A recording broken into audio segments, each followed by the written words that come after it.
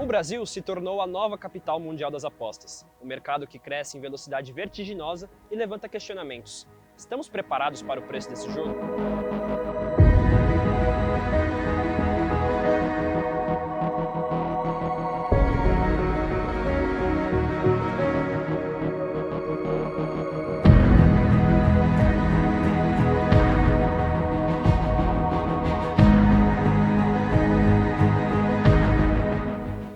Você tem noção do impacto das bets na economia do Brasil? Segundo dados do Banco Central, entre janeiro e março deste ano, brasileiros movimentaram 30 bilhões de reais por mês em bets. No episódio de hoje, vamos mergulhar na economia deste mercado bilionário e examinar seu impacto nos clubes, no bolso da família brasileira e no dilema da tributação. Começamos pelo ponto mais visível dessa revolução, o patrocínio esportivo. Casas de apostas dominam as camisas de clubes do futebol brasileiro. E essa relação é, para muitos, uma questão de sobrevivência financeira. É um patrocínio que se tornou não apenas importante, mas fundamental. Pelos valores praticados, hoje, não tem como você, até para poder competir dentro desse mercado, não tem como você simplesmente falar assim, não, eu não vou ter um patrocínio de aposta, porque o valor é gritantemente tão mais alto que para o clube você não ter. Vou pegar o São Paulo de exemplo. O São Paulo foi um clube que foi o primeiro a fechar um patrocínio de aposta. E fechou por um contrato teoricamente longo de 3 anos. O que aconteceu com o São Paulo? Ele ficou defasado. E aí, quando ele foi fazer a renovação, também foi num pré-movimento, num movimento que foi pré-regulamentação, ele também ficou, entre aspas, defasado. E aí ele já botou uma cláusula que equiparava o patrocínio dele a Flamengo e Corinthians. Então, se esses dois subirem muito, o São Paulo também tem que subir o patrocínio dele, que é para não ficar tão para trás. Né? Então, não tem alternativa a partir do instante em que todos os clubes estão fechando esse patrocínio. Por quê? Porque você não vai achar no mercado quem pague tanto quanto. Você não vai conseguir, até pelo histórico e tudo mais, não dá para eu montar um programa de patrocínio em que eu consiga 30, 40 marcas que paguem o mesmo que esse, sem exposição, sem nada, e eu equipare o quanto se ganha entre os clubes, né? É muito difícil isso acontecer, então é mais lógico que você faça desse jeito, né? Vai para a casa de aposta, ela paga 80% da conta, 90% da conta, muitas vezes, de patrocínio, e tá tudo bem. Né? E aí eu fechei e estou conseguindo competir com os outros. Então, os clubes, nesse sentido, eles são certos reféns do mercado como um todo. A lógica do mercado da mídia esportiva também reflete essa tendência. Se os clubes são reféns dos altos valores, os meios de comunicação também não ficam de fora. Vale dizer, se ele abandonar essa ideia, né, ele dificilmente consegue fechar a conta. Se a gente comparar, é o mercado da mídia esportiva. Né? A Globo, transmissão do futebol da Globo, ela abriu para mais de uma empresa de aposta patrocinar. Então, quando a Globo faz isso, significa que ela está olhando esse dinheiro e falando, eu não vou deixar esse dinheiro escorrer e eu não pegar. Né? Então, ela se capitaliza usando esse mesmo modelo. O Brasil e a América Latina se tornaram um novo foco do crescimento das apostas esportivas, que já são consolidadas em mercados mais maduros, como o europeu. O restante da América Latina também é uma das regiões que eu, inclusive, sou responsável na empresa, e a gente tem um olhar muito especial para o restante da América Latina, que é para onde a gente enxerga que esse cenário está crescendo, óbvio, em alguns países-chave, como Colômbia, Argentina, Peru, México. A gente considera que agora essa região é a nova meca das marcas de bets. No continente africano também a gente vê esse crescimento gigantesco, essa curva de crescimento muito interessante, que era o Brasil de 2021 a 2024. No entanto, em termos proporcionais, o brasileiro não é mais engajado que o público do Reino Unido, por exemplo. A diferença é que o Brasil é um país de proporções continentais, com volume de gente muito grande. Então a gente fala muitas vezes, o Brasil tem 20 e poucos, talvez 30, dependendo do estudo que você vê, milhões de apostadores. Mas isso ainda representa uma fatia dentro da população muito menor do que em mercados mais maduros. É no perfil do apostador brasileiro que encontramos um dos grandes dilemas. a forte presença de pessoas de baixa renda que enxergam a aposta como uma chance de ascensão social. Hoje você tem 57% mais ou menos das pessoas que apostam no Brasil hoje têm renda de até R$ 5.000. É uma fatia muito considerável com uma renda muito baixa. A outra questão é que, fruto desses anos em que o mercado foi autorizado e não regulado, você tem muito apostador no Brasil que vê a aposta como investimento ou como possibilidade de mobilidade social. O mercado de apostas não é sustentado por essas pessoas. O mercado de aposta ele é sustentado no Brasil pelos 7, 8% que tem uma renda muito maior e que apostam muito mais. A casa ganha mais com o apostador que dá volume. É lógico isso.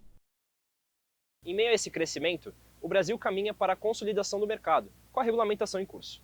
O ano de 2025 é crucial para entender os efeitos dessa nova fase, que já trouxe mudanças, como uma diminuição inicial no volume de transações em plataformas reguladas. E, se tratando de Brasil, a gente está no meio de uma regulamentação. O ano de 2025 é o ano para testar e entender os efeitos de uma regulamentação de um mercado que vinha numa ascensão gigantesca de 2021 até o ano de 2024. A regulamentação em si, não que aqui eu esteja dizendo que seja a intenção da regulamentação, mas óbvio que teve uma diminuição muito grande nas transações e no volume de transações, no volume de usuários transacionando dentro das bets reguladas, que é onde a gente consegue mensurar melhor. Então, logo após o começo da regulamentação até agora, a gente teve uma queda de 76% no volume de transações, e agora, mais esse segundo semestre, que a gente tem começado a ver uma retomada, mas que nem de longe vai chegar ao que era nos primeiros anos.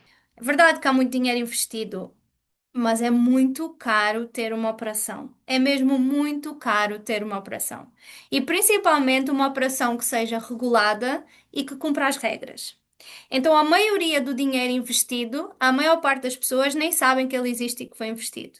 A gente até pode ver o que pagou de imposto, a gente pode ver as publicidades, os patrocínios que fazem, mas ninguém sabe quanto custa ter uma equipa de compliance, ter todos os softwares disponíveis, ter uma equipa do produto constantemente a rever o site e ter a certeza que está tudo ok, ter uma equipa de tradings que acompanha as odds, todos os provedores que existem por trás de jogos, de feed, de sports, tudo mais.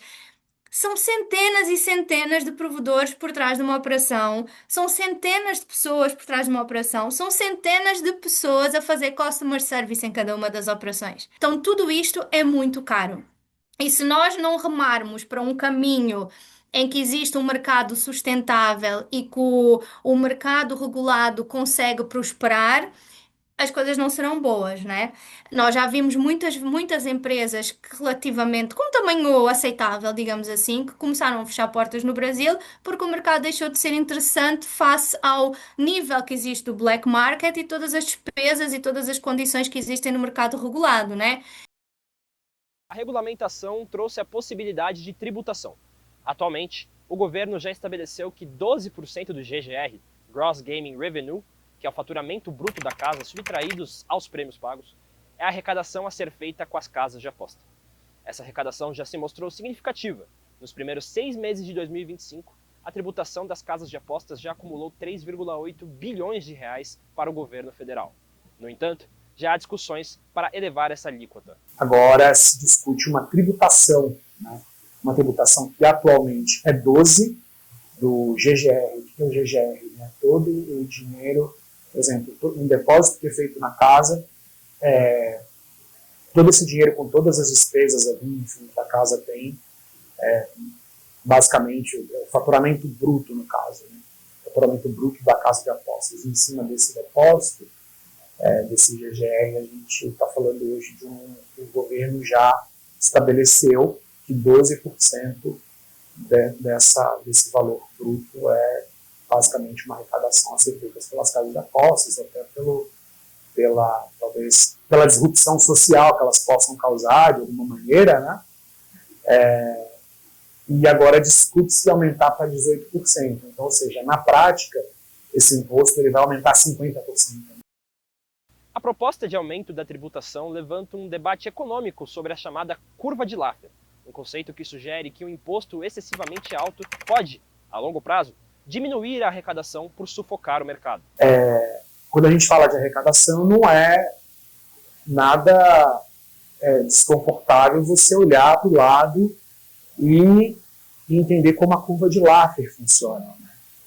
A curva de Laffer é um paradoxo, um conceito econômico, no qual a gente diz que quanto maior a arrecadação, quanto maior a sobretaxação de um certo setor, ou em cima de pessoas físicas, ou em cima de um certo mercado, aquele mercado ele diminui. Ou seja, quanto mais imposto no decorrer do tempo, menor será a arrecadação. Porque a gente está falando de basicamente um sufocamento do setor, menos investimentos sobre algumas bets, algumas operações serem basicamente fechadas, ou serem absorvidas, ou eventualmente acontecer uma fusão com outras operações maiores, que pode significar, por exemplo, menos empregos. Para as bets, a gente está falando de um custo muito maior de operação, a gente está falando de redução de investimentos em mídia e até mesmo menos empregos no setor. O debate sobre a tributação, especialmente quando se discute destinar essa arrecadação para áreas sociais, como saúde e educação, é complexo. Então, obviamente, quando você tem uma sobretaxação de um certo setor, principalmente um setor que a gente, em primeiro momento, né, a gente está falando de um setor tão desprestigiado quanto o de tabaco, agora também existe uma conversa sobre os ultraprocessados, né, também serem um setor que vai passar por um belo de mais do que um desprestígio, né, uma sobretaxação. Existem, obviamente, pessoas que buscam isso. Então, como a gente está falando de betting, e se esse dinheiro sai desse lugar e essa arrecadação é vinculada, por exemplo, à saúde, à educação, obviamente que isso é positivo. A economia das apostas esportivas é um caldeirão de cifras bilionárias, patrocínios indispensáveis e um perfil de apostador que revela fragilidades sociais. A consolidação do mercado no Brasil caminha de mãos dadas com o aumento da tributação, gerando um debate sobre o equilíbrio entre a arrecadação pública e a sustentabilidade do setor. A gente fala de jogo responsável, tem países em que a regulamentação afetou, por exemplo, cruzamento de dado com imposto de renda. Você não pode apostar mais do que X do quanto você declara que você ganhou no ano. Ou limitação de horário. Tem país em que o mercado regulado impede que as pessoas apostem depois das 10 da noite, ou limita a aposta depois das 10 da noite. Claramente, isso tem várias pesquisas que mostram quem aposta na madrugada aposta mais e perde mais. Então, esse é um tipo de coisa que é uma discussão que não aconteceu. A discussão sobre a tributação e os limites de mercado nos leva diretamente ao nosso próximo tema. No terceiro episódio, vamos focar no cerne de tudo o que vimos hoje: a regulamentação e a legislação das apostas esportivas. Como a lei está sendo desenhada para controlar esse mercado e quais são os desafios éticos e jurídicos? Confira no próximo episódio de A Banca em Jogo.